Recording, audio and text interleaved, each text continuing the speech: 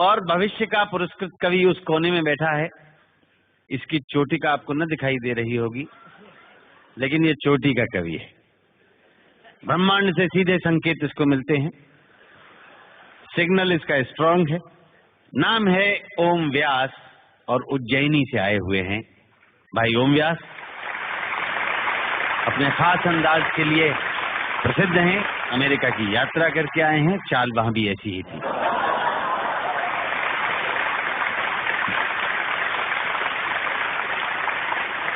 आप सबको प्रणाम करता हूँ। जो लोग जोड़े से बैठे हैं उनको जोड़े से प्रणाम करता हूँ। जो विवाहित किसी कारण से अकेले बैठे हैं उनसे निवेदन करता हूँ कि घर जाकर मेरी तरफ से चरण स्पर्श पहुँचाएं। जो कुंवारे बैठे हैं उनको इलू इलू करता हूँ। उन लोगों को विशेष प्रणाम करता हूँ जो सहारा श्री अमर सिंह जी, मुलायम सिंह जी के प्रोटोकॉल में यहाँ जबरदस्ती फंसे हुए हैं, जिनका कविता से कोई लेना देना नहीं है। मैं उनको प्रणाम करता हूँ। उन लोगों को स्पेशल प्रणाम करता हूँ जो भोजन के चक्कर में ये भजन का आनंद ले रहे हैं।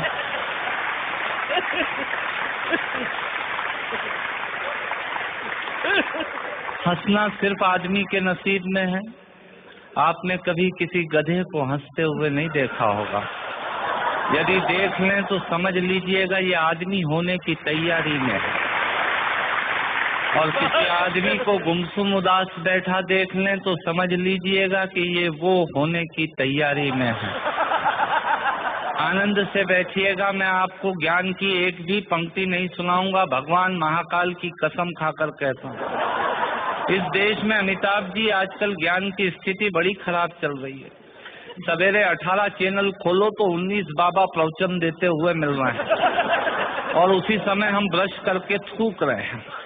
भारतीयों का कुछ हिसाब किताब समझ में नहीं आता। भारतीय आदमी अपने तरीके से जिंदगी जीता है।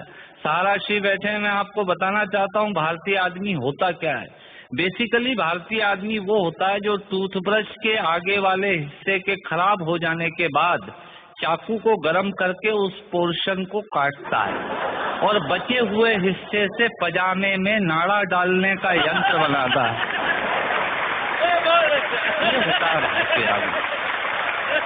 इधर से तालियां कम बज रही हैं, इधर का मामला ठीक है। मुझे याद है भारतीय आदमी हीथ्रो एयरपोर्ट पे, लंदन में हीथ्रो पे एयरपोर्ट पे मशीनें लगी हुई हैं पॉलिश करने की जूतों पे। एक पैर डालो पॉलिश हो जाती है, दूसरा पैर डालो पॉलिश होने के बाद वो पैर पकड़ लेती है। फिर उसमें 50 सेंट्स डालिए तो वो पैर छोड़ती है। भारतीय पहुंचा एक, उसने एक पैर एक मशीन में पॉलिश हो गई, दूसरा पैर दूसरी मशीन में फंसा दिया। मुलायम सिंह जी, मरण तो उस आदमी का हुआ जो अंग्रेज आया। उसने जैसे ही पहला पैर फंसाया मशीन ने पैर पकड़ लिया, उसकी काउंटिंग में तो 2 हो गए। भारतीय आदमी ये होता है।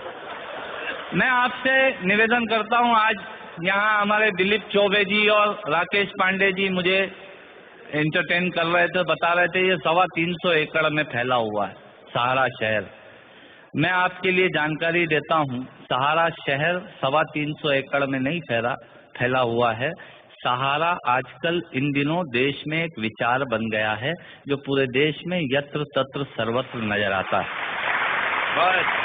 हथौड़े ने चाबी से पूछा, सुन चाबी, लोहा तो तेरे पास कम है, ताकत तेरे पास कम है, पर तू ताले को इतनी सरलता से कैसे खोल लेती है और मुझे खोलने में बहुत ताकत लगती है।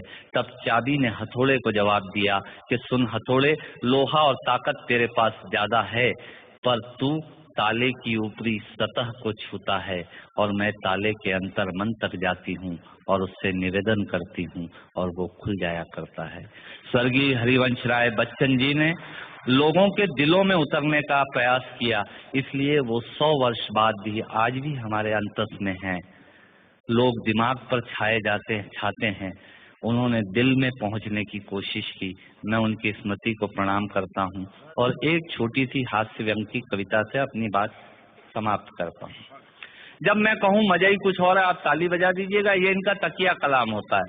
जिनके आखिरी उंगली के नाखून का भी ऑपरेशन नहीं हुआ, वो आपको बाईपास कराने के लिए हॉस्पिटल का सजेशन देने आ जाएंगे। ये होते हैं रायचंद। सुनिएगा, आनंद लीजिएगा और ऑब्जर्वेशन देखिएगा। दांतों से नाखून काटने का, छोटों को जबरदस्ती डांटने का, पैसे वालों को गाली बकने का, मूंगफली के ठेले से मूंगफली चखने का, कुर्सी पे बैठ के कान में पेन डालने का और रोडवेज की बस की सीट में से स्पंज निकालने का। मजा ही कुछ और है, मजा ही कुछ और है। एक ही खूंटी पे ढेर सारे कपड़े टांगने का। साइकोलॉजी है, एक ही खूंटी पे ढेर सारे कपड़े टांगने का, नए साल पे दुकानदार से कैलेंडर मांगने का। ये एक शौक होता है। क्यों सेठ जी, इस बार कैलेंडर वैलेंडर नहीं आए क्या? मैंने कहा तेरे घर में जगह तो है नहीं टांगने की, क्या भाभी की चोटी पे टांगेगा कैलेंडर?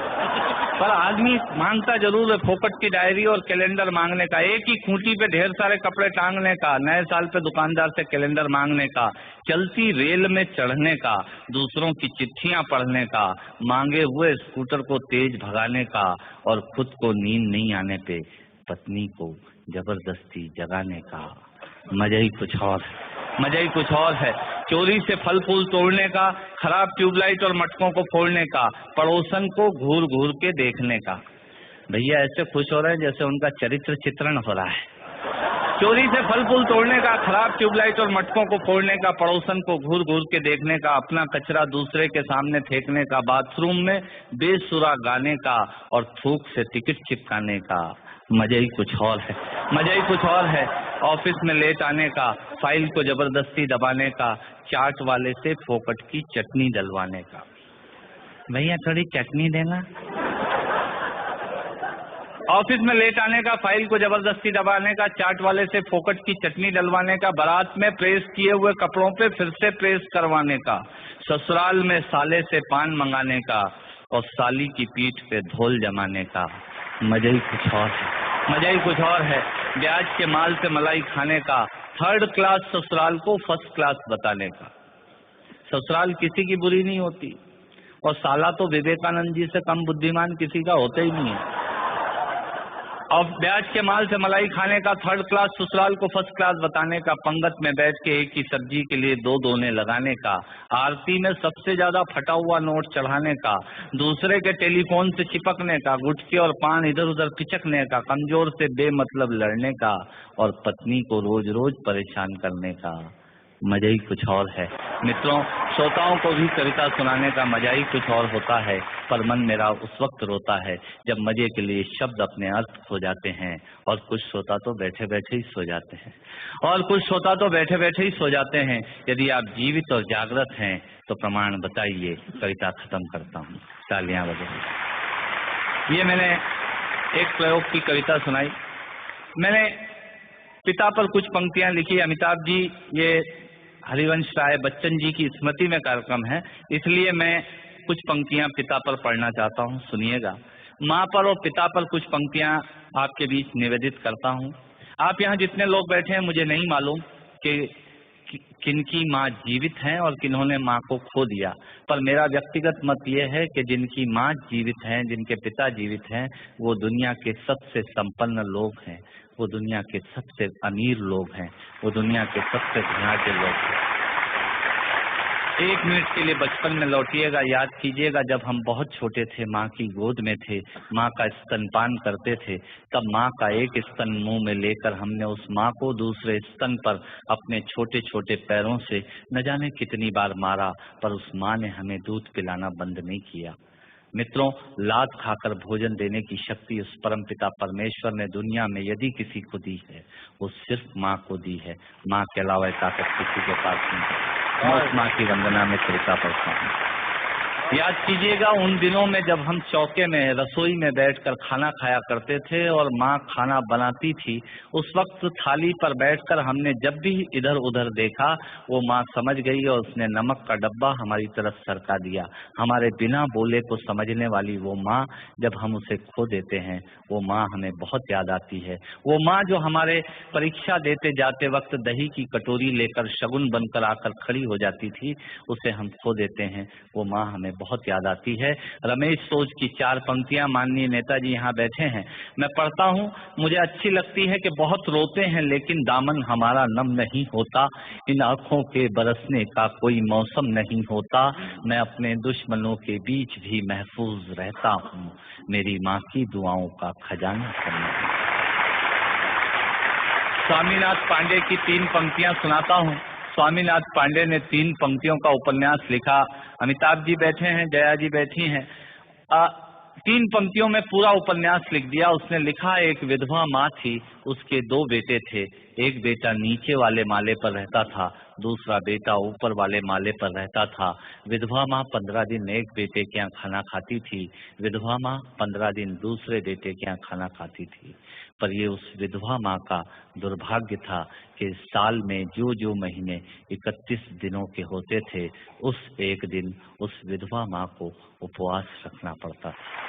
9 महीने पेट में रखने वाली माँ जब एक जवान बेटे को एक दिन भारी लगने लगी, तब इस नालायक हास्य व्यंग के कवि ने कुछ पंक्तियां माँ के लिए लिखी। सुनिएगा, यात्रा कीजिएगा मेरे साथ। माँ संवेदना है, भावना है, एहसास है। माँ संवेदना है, भावना है, एहसास है। माँ जीवन के फूलों में खुशबू का वास है। माँ रोते हुए बच्चे का खुशनुमा पलना है। माँ मरुथल में नदी या मीठा सा झरना है। माँ मरुथल में नदी या मीठा सा झरना है। माँ लोरी है, गीत है, प्यारी सी थाप है। माँ पूजा की थाली है, मंत्रों का जाप है। माँ आंखों का सिसकता हुआ किनारा है। माँ गालों पर पप्पी है, ममता की धारा है। माँ झुलसते दिनों में कोयल की बोली है। माँ मेहंदी है, कुमकुम है, सिंदूर है, रोली है। माँ कलम है, दवात है, स्याही है। माँ परमात्मा की स्वयं एक गवाही है। माँ त्याग है, तपस्या है, सेवा है। माँ फूंक से ठंडा किया हुआ कलेवा है। माँ अनुष्ठान है, साधना है, जीवन का हवन है। माँ जिंदगी के मोहल्ले में आत्मा का भवन है। माँ चूड़ी वाले हाथों के मजबूत कंधों का नाम है। माँ काशी है, काबा है और चारों धाम है। माँ चिंता है, याद है, हिचकी है। माँ बच्चे की चोट पर सिसकी है। माँ चूल्हा, धुआं, रोटी और हाथों का छाला है। माँ जिंदगी की कड़वाहट में अमृत का प्याला है। माँ पृथ्वी है, जगत है, धूरी है। माँ बिना इस सृष्टि की कल्पना अधूरी है।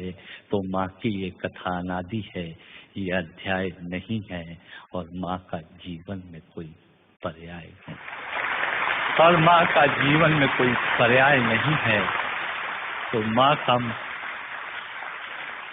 माँ का महत्व दुनिया में कम हो नहीं सकता, और माँ जैसा दुनिया में कुछ हो नहीं सकता।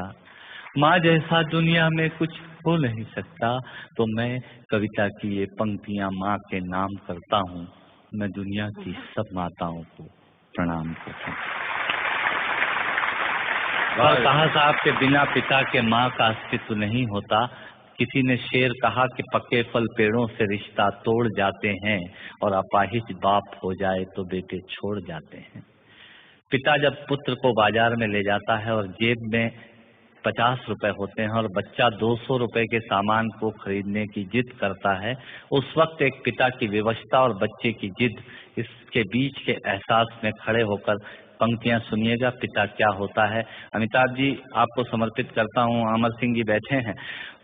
पिता जीवन है, संबल है, शक्ति है। पिता सृष्टि के निर्माण की अभिव्यक्ति है।